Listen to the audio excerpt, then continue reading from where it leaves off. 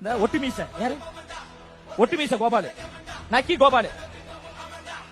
ஏங்க ஒரு 3 நாளுக்கு முன்னாடி ஒரு தனியார் தொலைக்காட்சி நடத்திய ஒரு விவாதத்தில் நெறியாளர் தாக்கப்படுறாரு.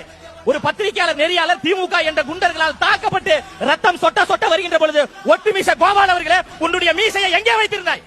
அது குறித்து பேசினாரா? பத்திரிகையாளர் தாக்கப்பட்டது குறித்து ஏதாவது கண்டனம் தெரிவித்தாரா? ஆனா அவர் ஒரு பத்திரிகை நடத்துறாங்க. இது பத்திரிகையா இல்ல வேற எதுமா? ஒரு செய்தி ஒண்ணு போட்டிருக்காரு. நாட்டுல அவ்வளவு பிரச்சனை நடக்குது. இதெல்லாம் ஒரு பத்திரிகையா? இது ஒரு பத்திரிகையா?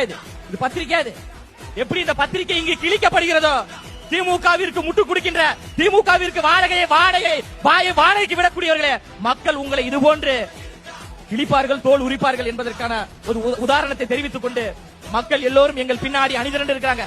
இளைஞர்களின் படையோடு தாய்மார்களுடைய ஆதரவோடு லட்சக்கணக்கான மக்களின் அன்போடு தமிழ்நாட்டில் மிகப்பெரிய ஆட்சி மாற்றத்தை ஏற்படுத்தக்கூடிய மாபெரும் தூய சக்தி தான் எங்கள் அண்ணன் விஜய் அவர்கள். எவ்வளவு பெரிய கொம்பாதி கொம்ப நினைத்தாலும் எங்கள் அண்ணனுடைய வெற்றியையும் இந்த தொகுதியினுடைய வேட்பாளர் அண்ணன் ராஜ்மோகன் அவருடைய வெற்றியையும் எவராலும் தடுக்க முடியாது என்று கூறி தீய சக்தி திமுகவை வீழ்த்துவோம், தூய சக்தி தாவேகாவை மலரச் செய்வோம் என்று கூறி